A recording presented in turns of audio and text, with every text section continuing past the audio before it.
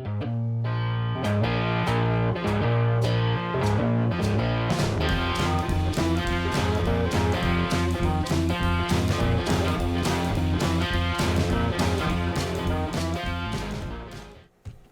everybody, welcome back to Durbin's Bourbon. I'm Joe. And I'm Josh.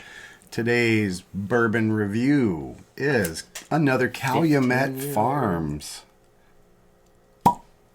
Good cork pop. It is Calumet Farms 15-year bourbon whiskey coming at you at 105 proof, non-chill filtered, like I said. This particular bottle is paying homage to, or homage, however you wish to. Oh, Lord have mercy. Oh, man. So, this is paying... no, it's not matching. I'm just kidding. And it ends up there right at the top. Exactly. Oh, there's a... That's perfect. So, this particular whiskey is paying homage to Whirl Away, a horse that was owned by Calumet Farms. It ran in the Kentucky Derby of 1941.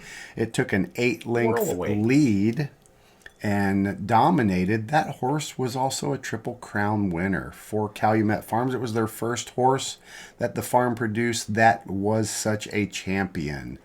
That talks about on the bottle the jockey that rode the horse and the trainer that trained the horse.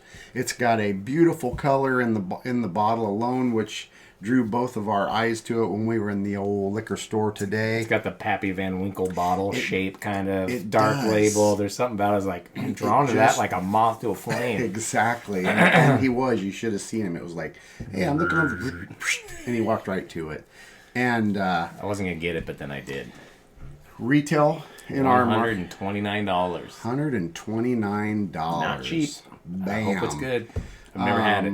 It is a Kentucky bourbon, distilled, bottled, produced in Kentucky. The other Calumet Farms are in Bardstown. A lot of them are bottled down in Bowling Green. They're all bottled in the same place. Are they? Okay. Yeah. So they're bottled down in Bowling Green, Kentucky. But this one doesn't say where it's distilled. The 12-year says it's distilled in Bardstown. Bardstown. So I'm assuming they're the same. But. And, this is a small batch bourbon as well. I believe 19 barrels.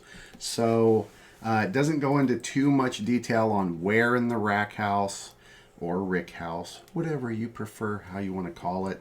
It's called in the industry everywhere. Both terms are adequate and fine. Beautiful color in the bottle. I mean, it is just... It's got a very deep nose. Does it? Yeah, it's very caramely and... Okay. Citrusy, vanilla, a lot of vanilla. A lot of vanilla. That's good because the 12-year did not. To me, at least. Have a lot of vanilla. Butterscotchy. It's pretty leggy. I feel like it's going to be a little harsh. As far as heat and stuff, because it's 105 so 105 proof. It doesn't disclose the mash bill, but from looking at the other Calumet Farms that we looked at in the liquor store, they had an 8-year, they had a 12-year, they had a 15-year, and they had a 14-year. Several of the other bottles told the mash bill, and it was all very similar. 74% corn, 18% rye, and 8% barley malt. So we're kind of guessing that it's probably a very similar mash bill because it is a Calumet Farms product, so they're probably trying to stick to that flavor profile and just draw on the ages and letting the barrel do its magic on the liquor. I'm getting that like toasted marshmallow on the nose. That sweet kind of toastiness. Yeah. Like roasted almonds or... I'll say that compared to the 12-year, which we just did a review moments ago, I like the nose of this one better. Me too. Yep, I do like the nose better. There is some... Try it, better be... There's some hints of vanilla, some maybe...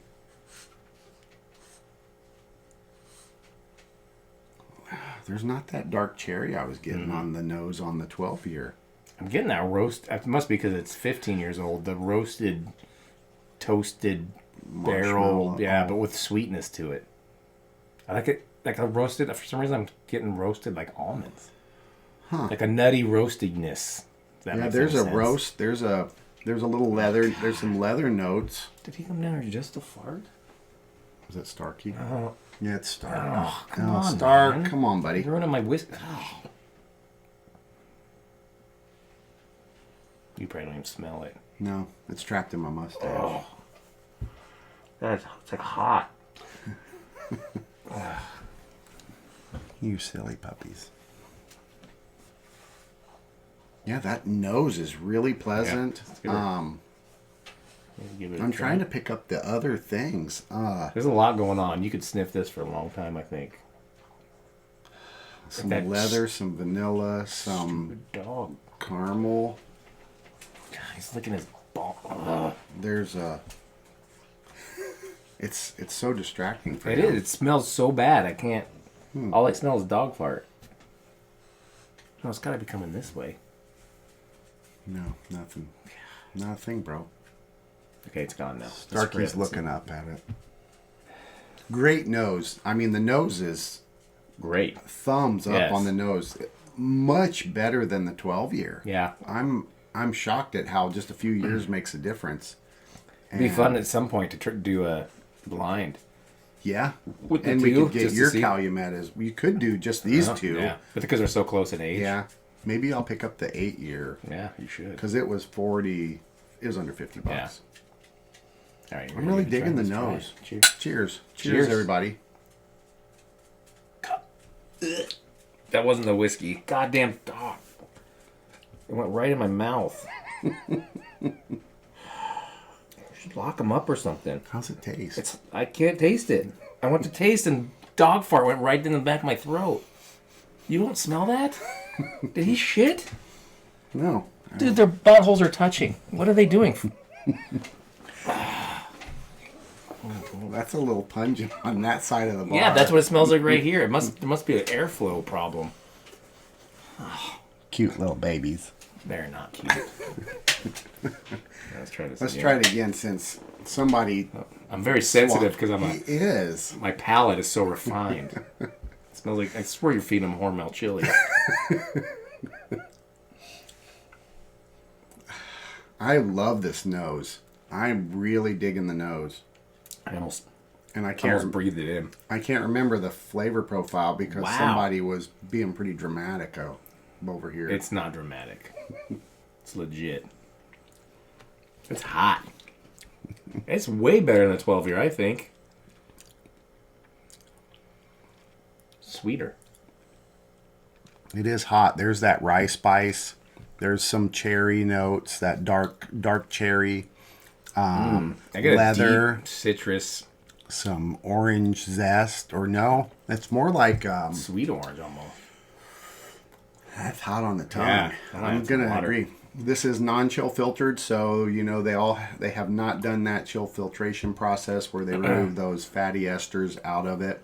I can appreciate that. I think that's why there's some stronger notes in the nose and some stronger characteristics on the palate compared to the Calumet Farms 12-year. I think it's sweeter. I think so too. It's a noticeable difference. Yeah. I wonder. I wish they would have non-chill done the not. Yeah. This should be not chill filtered. I'm just gonna spit that out because I can't seem to say it the other direction correctly. But that's hot. You put water with it. A little bit. I wouldn't if I was you. Rye. Yeah. I'm not gonna challenge that. Rye is gonna come out. It's a. The water definitely now it hits that heavy rye note, which you don't like.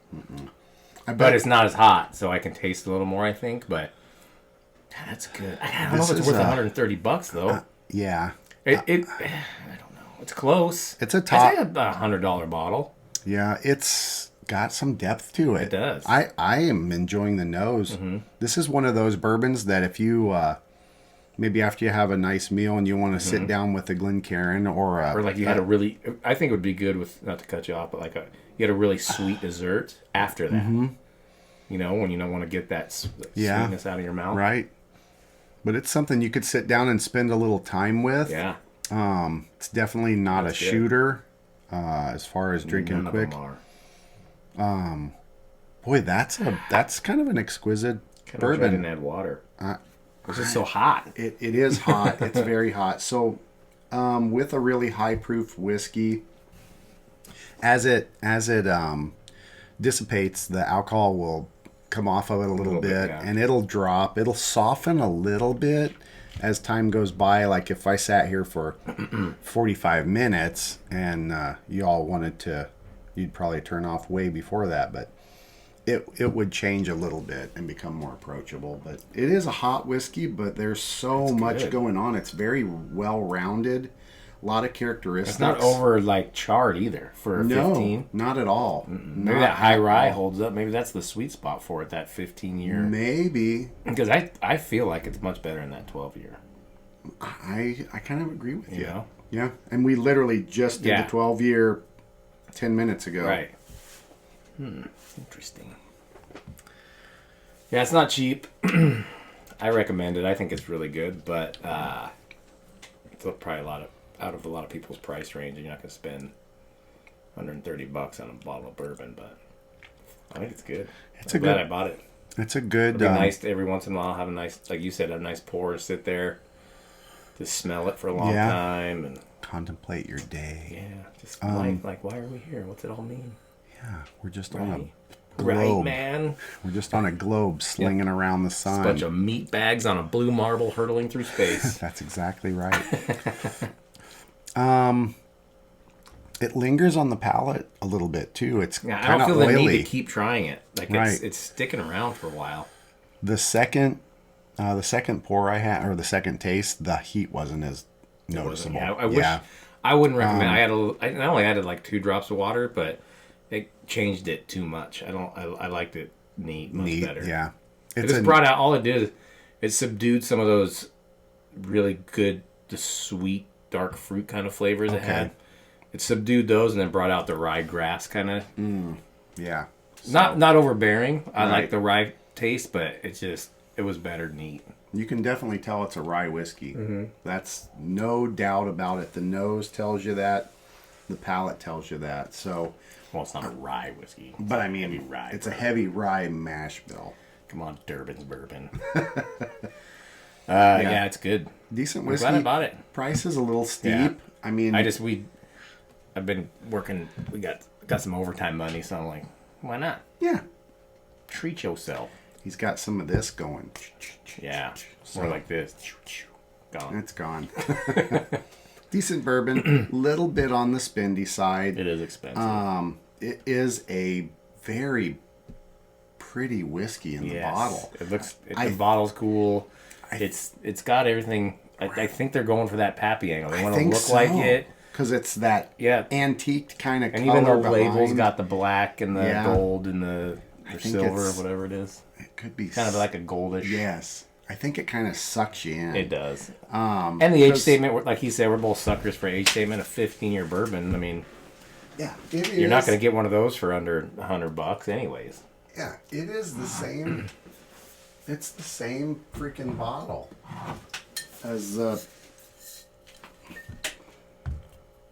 pretty. Yeah, as a. Look how much darker that is. Yeah, this is a 10-year Van Winkle.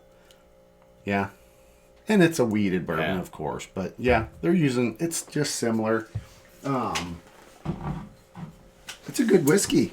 I like it. I'm glad. I'm really glad you got it. You've got some high-end stuff on your shelves. If you can afford it and it's not going to break the bank, I would say that's a good for the price and everything for a 15-year. You're not going to find a 15-year, like I said, for under $100 anyways. No. Nope. So if you're looking for that kind of older age statement, there was a 14-year too that was $119. Right. And I don't know. I'm glad I got the 15 just because why not? But for an extra $10. Yeah, for $10 more. This was $100 for a 12. Yeah, so this is $30. Well, basically you're paying $10 a year. Yeah.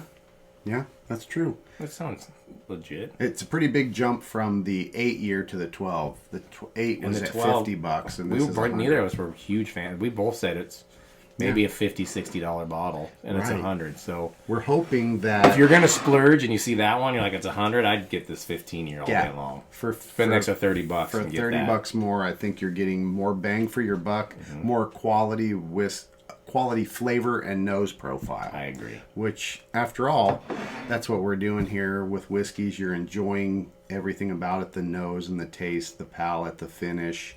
That's really of it, the texture of it. Put it in the skin box. That's a deep one. That's really what it's about. Yeah, so the two, this one surpassed that one. Pretty leaps and bounds, actually. Good whiskey. If you can afford it, buy it. Yeah, I say. I agree with that 100%. We hope you've all enjoyed this review. It's given you some insight in some of the Calumet Farms whiskeys that are produced out of Kentucky. They are sourced. But it is all juice coming from Kentucky. Mm-hmm. They're not disclosing what distillery is doing somewhere in Bardstown, which kind of leads you to believe it could be Heaven Hill. Isn't it Willamette there too? There's Willet. It could be Willet. Because Heaven Hill is so big, and they say they do a lot of sourcing, and even 1792, both of those are big boys in the industry. I'm kind of leaning towards probably one of them. Yeah. Would be my guess if I was a betting man. I would bet on one of those two. Yeah, correct. On the ponies, that is. Yes. So, great whiskey. A little history on the name that's on there, and it talks about the race, and on the back a little bit of history. So, it's kind of cool. It's a recommend. Yeah, for sure. Remember to hit that thumbs up button if you've enjoyed this video, and subscribe to the channel, please. Help us grow. It doesn't cost you anything, like we've said many times. It just helps the channel overall, and it welcomes you to the family. I think that'll be it for this review. As always, enjoy your whiskeys and bourbons any way you like. Cheers, everybody. Cheers, pal. Cheers.